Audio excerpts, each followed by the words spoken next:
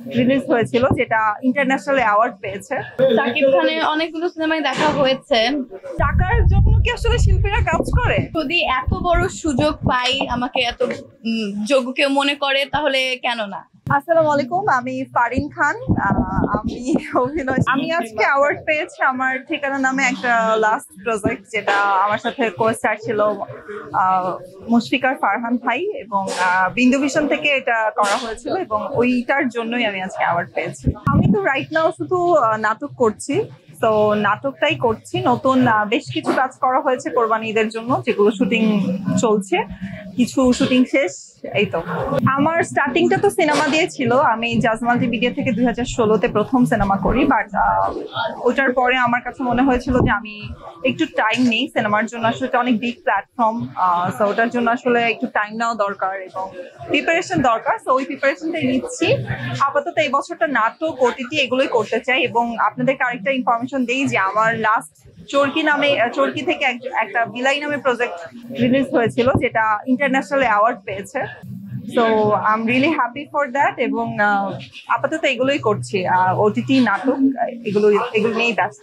টাকার জন্য কি আসলে শিল্পীরা কাজ করে? ডেফিনেটলি টাকার জন্য কাজ করে, বাট টাকার থেকে ইম্পর্টেন্ট হচ্ছে আমি আমার জায়গা থেকে যেটা মনে হয় যে আমি আসলে কাজ করতে এসেছি, আমার অ্যাক্টিংটা আমার খোদা, আমার প্যাশন। সো ওই জায়গা থেকে আমি চাই এটাতেই বেশি ফোকাস করতে। টাকা ডেফিনেটলি একজন আর্টিস্টের জন্য খুব ইম্পর্টেন্ট, তবে নাটকের থেকে সিনেমায় টাকা বেশি এইটা সম্পর্কে আমি আসলে অবগত না। দুটোতেই টাকা আছে, বাট নাটকটার টাকা যেটা হচ্ছে প্রতিদিন আমরা পাচ্ছি, আর সিনেমার টাকাটা আসলে অনেক একসাথে আমরা অনেকগুলো টাকা পেয়ে যাই। দুটোর মধ্যে ডিফারেন্স এইটাই, আর কিছু না। ওটিটি প্ল্যাটফর্মটাই তো আসলে, ওটা তো বলাই হয়েছে যে প্রত্যেকটা ওটিটি প্ল্যাটফর্মটা হচ্ছে ইন্ডিভিজুয়ালি সবার মতো করে দেখার জায়গা, রাইট? সেটা তো আসলে খুব একটা আমরা পরিবার নিয়ে দেখার মতো স্পেস না, যেখানে আমরা আসলে পরিবার নিয়ে দেখবো। বাট হ্যাঁ, এইটা সম্পর্কে আমি আসলে কিছুই বলতে চাই না, এটা নিয়ে আমার কোনো মন্তব্যও নেই।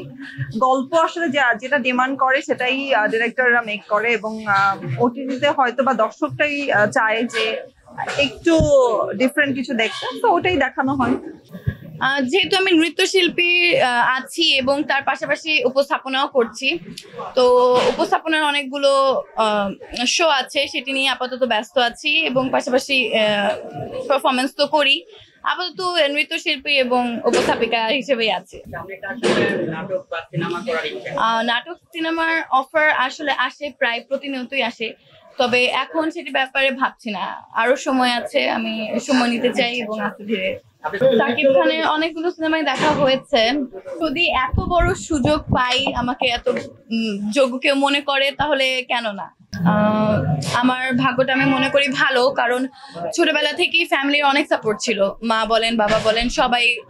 দেখা যায় আমি অনেক সময় অলসতার জন্য অনেক প্রোগ্রাম বা শো করতে চাই না, যে মা থাকুক, এটা না করি, কিন্তু আমার আম্মু আমাকে পুশ করে যে না করো, কেন করবা না, ইন্সপায়ার করে। তো আমার বিষয়টাতে এমন কোনো বাধা সম্মুখীন হতে হয় নাই আপাতত। ফ্যামিলির পক্ষ থেকে হোক, প্রতিবেশী পক্ষ থেকে হোক, সবাই অনেক আমার প্রশংসা করে, কাজ দেখে সবার ভালো লাগে, এবং এর জন্য আমি আরো ইন্সপায়ার্ড হই। ইচ্ছা আছে নাটক করার, এবং সেই ইচ্ছাতেই আমি আগাচ্ছি। দেখা যাক কতদূর সেটি হয়। হ্যাঁ, অফার পেয়েছি, অফার পাওয়া হয়েছে টিভিসি, ওডিসি সবের, কিন্তু এখন আপাতত ওই সেক্টরে আমি যাচ্ছি না। আর একটু প্রস্তুত হয়ে তারপর ইনশাল্লাহ।